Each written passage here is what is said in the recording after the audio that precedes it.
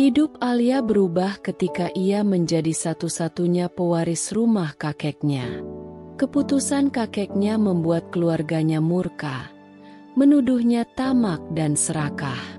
Di tengah pengkhianatan dan perebutan warisan, Alia harus berjuang mempertahankan haknya.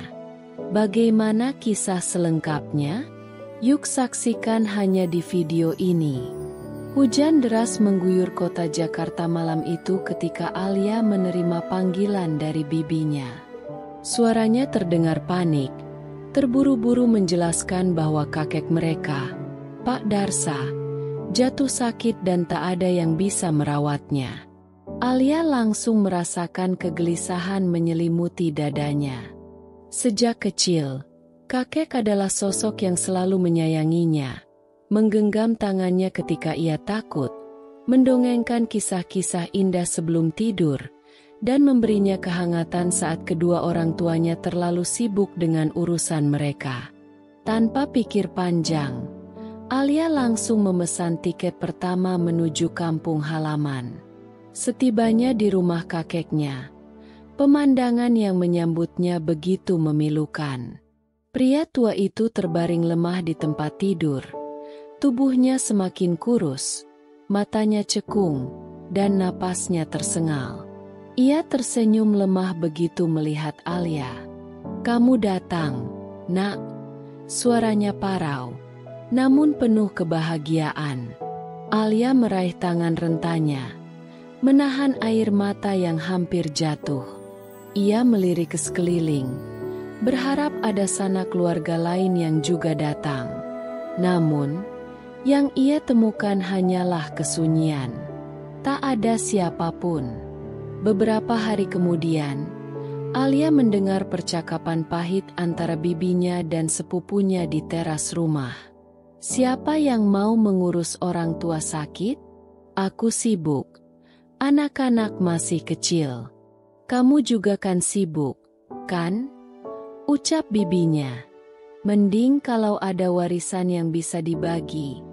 Kalau cuma beban, lupakan saja," sahut sepupunya dengan nada meremehkan. Hati Alia mencelos. Bagaimana mungkin mereka bisa berkata begitu tentang pria yang telah mengasuh mereka sejak kecil? Malam itu, setelah mempertimbangkan semuanya, Alia mengambil keputusan besar dalam hidupnya. Ia menelepon atasannya dan, dengan suara bergetar, menyampaikan niatnya untuk mengundurkan diri. "Saya mohon maaf, Pak. Ini keputusan yang sulit. Tapi saya tidak bisa meninggalkan kakek saya sendirian," ucapnya lirih.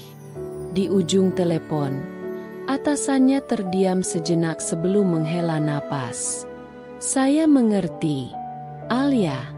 Tapi kamu tahu konsekuensinya, kan?"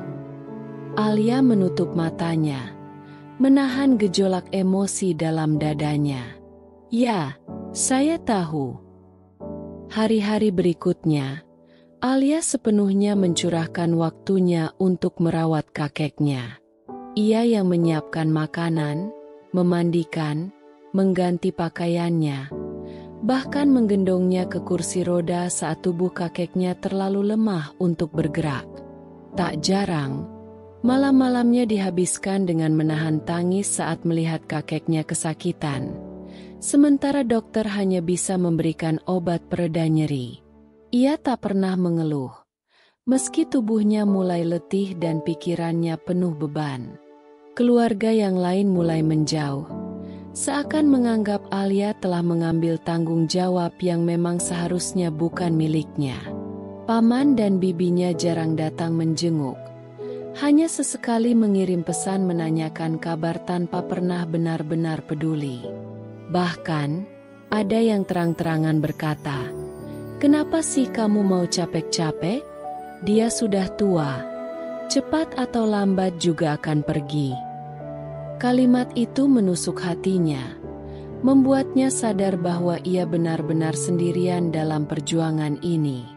Namun, di balik semua kesulitan, Alia menemukan kebahagiaan kecil. Setiap pagi, Kakeknya selalu tersenyum dan berkata, "Kamu ini malaikat kecilku, Nak." Meski suaranya lemah, tatapan matanya penuh kasih.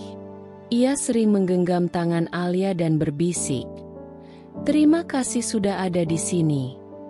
Bagi Alia, kata-kata itu lebih berharga dari apapun.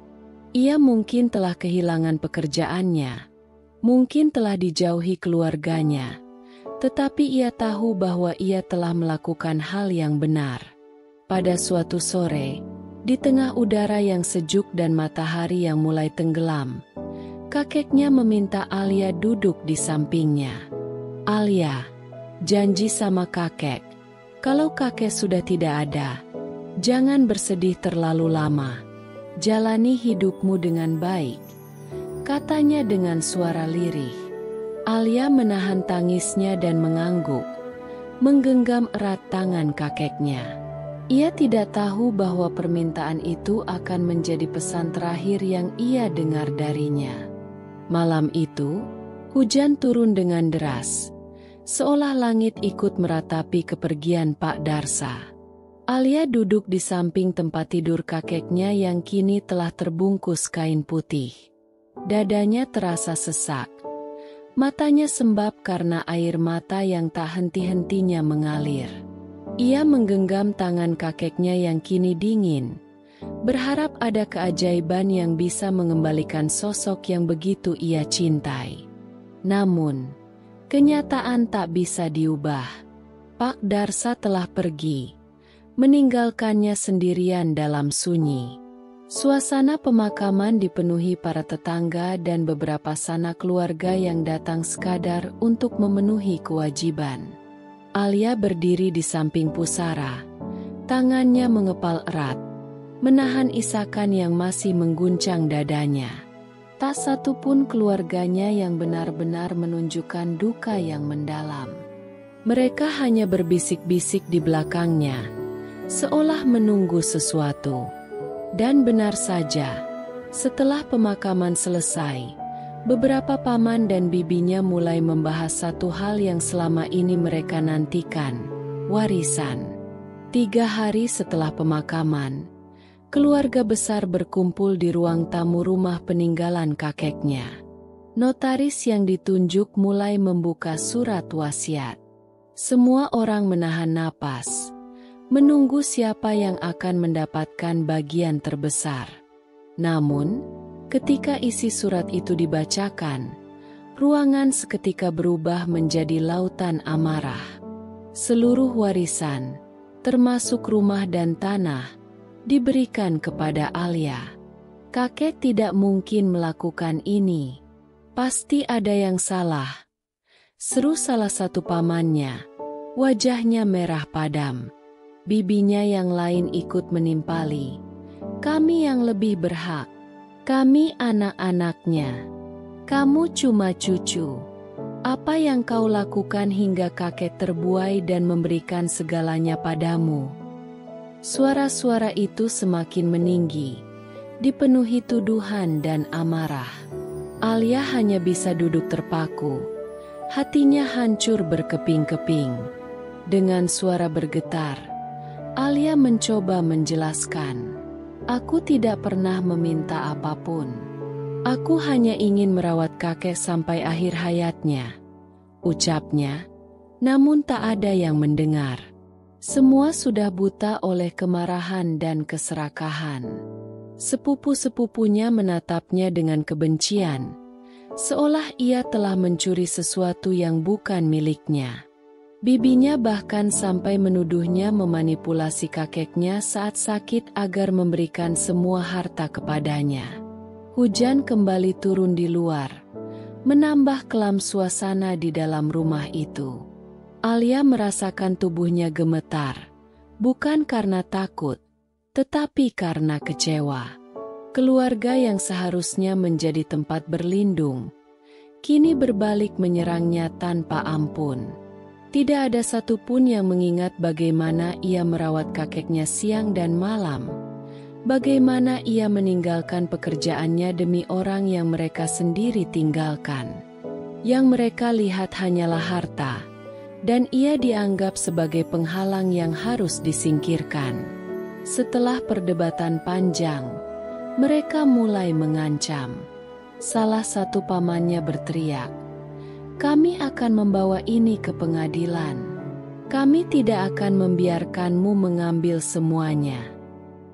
Beberapa lainnya mengangguk setuju, sementara yang lain pergi dengan wajah kesal, menghentakkan kaki seakan ingin menunjukkan betapa mereka kecewa. Alia hanya duduk diam, merasakan tubuhnya lelah, pikirannya kacau. Ia tidak pernah menginginkan semua ini. Malam itu, Alia duduk di teras rumah sambil menatap langit gelap. Ia menggenggam foto kakeknya. Hatinya dipenuhi keraguan. Apakah keputusan kakeknya benar? Apakah ia pantas menerima semua ini? Tetapi saat mengingat kembali tatapan penuh kasih dari pria tua itu, ia tahu jawabannya.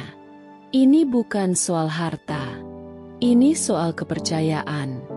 Soal warisan yang lebih besar daripada sekadar uang atau tanah.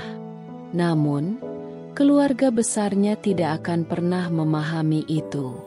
Mereka hanya melihat angka, bukan kasih sayang. Dan jika mereka sudah menganggapnya musuh, lalu untuk apa ia tetap bertahan di sini? Dengan hati yang berat, Alia akhirnya mengambil keputusan. Ia akan meninggalkan rumah ini. Ia akan kembali ke Jakarta dan memulai hidupnya kembali, tanpa mereka. Sebelum pergi, ia berjalan ke kamar kakeknya yang kini kosong. Ia duduk di tepi ranjang, mengelus perlahan selimut yang masih memiliki aroma khas Pak Darsa. "Maafkan aku, Kek. Aku tidak bisa tinggal di sini lebih lama," bisiknya pelan. Dengan air mata yang kembali mengalir, ia menutup pintu kamar itu untuk terakhir kalinya, meninggalkan kenangan yang begitu menyakitkan namun juga begitu berharga. Alia melangkah keluar dari rumah warisan itu dengan hati yang berat. Tasnya hanya berisi beberapa pakaian dan barang-barang kenangan dari kakeknya. Ia tidak membawa harta berharga, tidak membawa emas atau sertifikat tanah seperti yang keluarganya inginkan. Ia hanya membawa luka. Luka karena dituduh, disalahkan, dan dijauhi oleh orang-orang yang seharusnya menjadi tempatnya bersandar. Kereta yang membawanya kembali ke Jakarta melaju di tengah malam.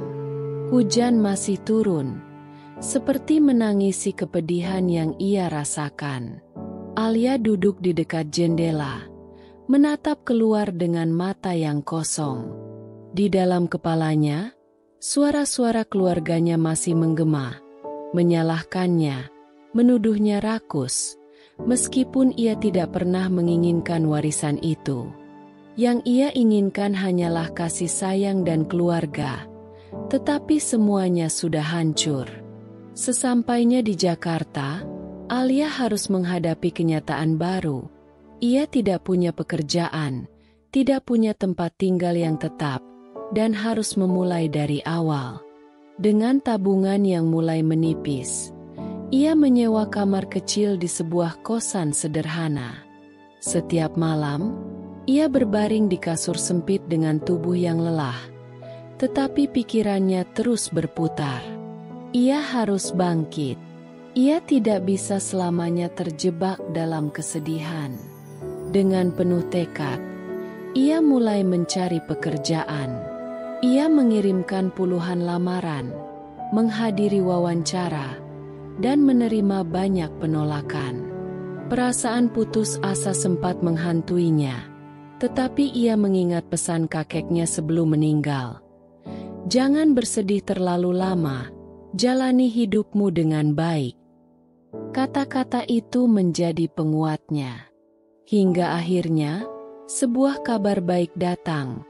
Perusahaan lamanya bersedia menerimanya kembali. Namun, meskipun mendapatkan pekerjaannya kembali, Alia merasa ada sesuatu yang hilang dalam dirinya.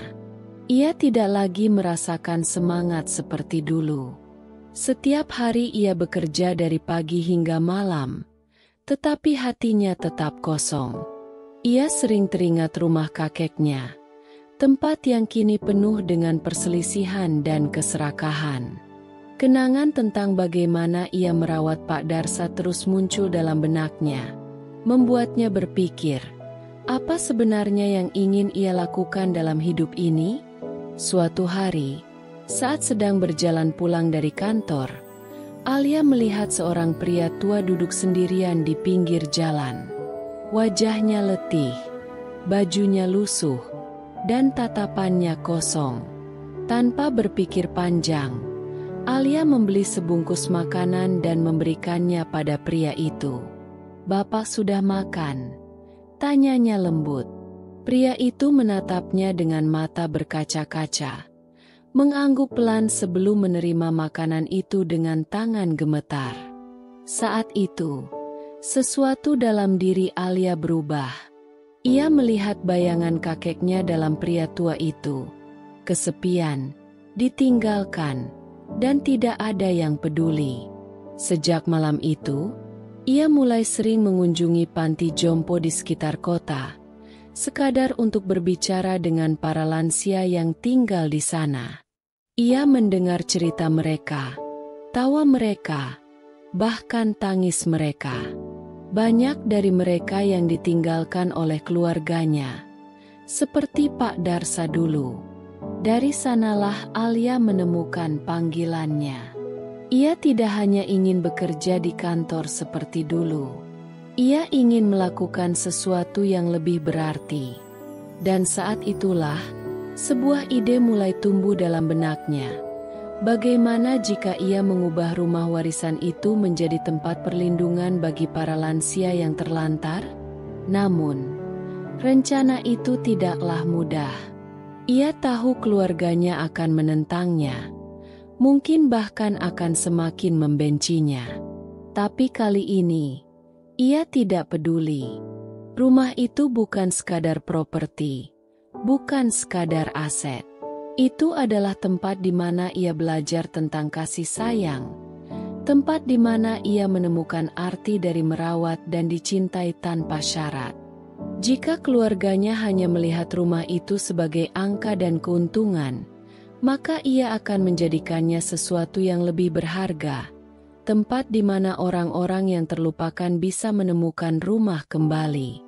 Dengan tekad yang kuat, Alia mulai merancang rencana besarnya. Ia menghubungi beberapa relawan yang ia temui di panti jompo, mencari informasi tentang prosedur pendirian panti, dan mulai mengatur keuangan yang ia miliki. Ia sadar bahwa ini bukan keputusan yang mudah, tetapi ia yakin ini adalah jalan yang harus ia tempuh. Malam itu, ia kembali menatap foto kakeknya yang selalu ia bawa. "Kek, aku akan membuat rumah itu jadi sesuatu yang berharga, sesuatu yang benar-benar berarti. Aku harap kakek bangga padaku." Air matanya mengalir, bukan karena kesedihan, tetapi karena keyakinan bahwa ia akhirnya menemukan tujuan hidupnya.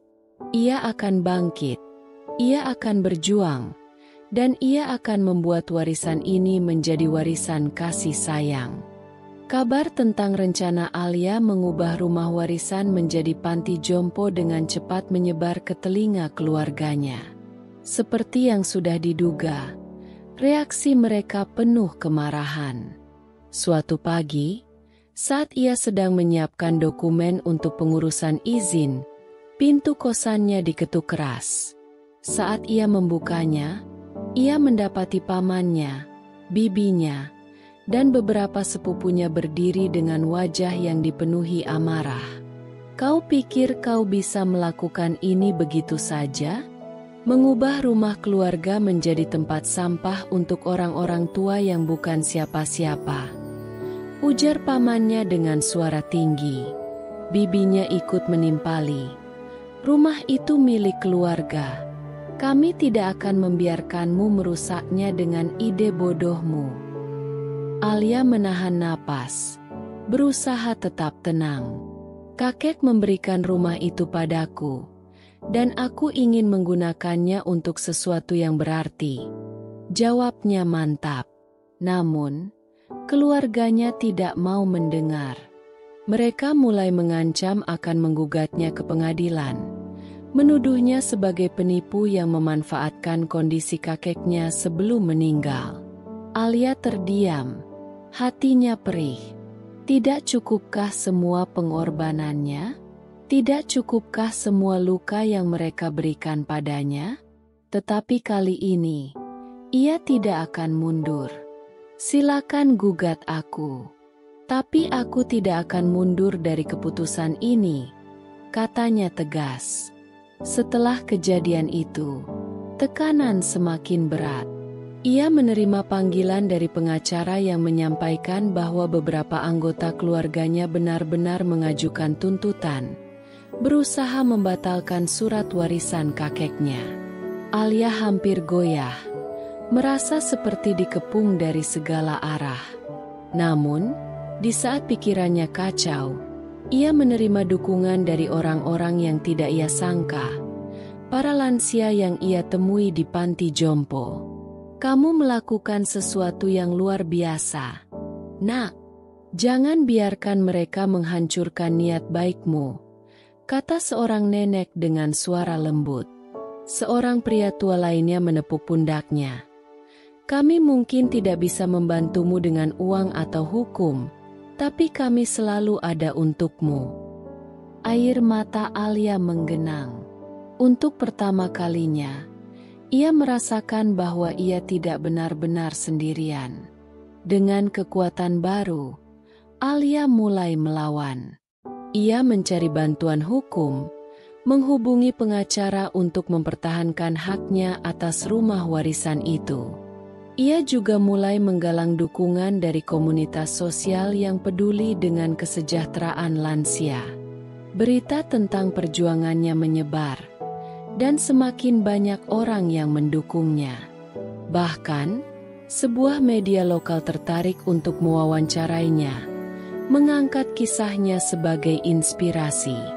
Sementara itu, keluarganya semakin frustrasi.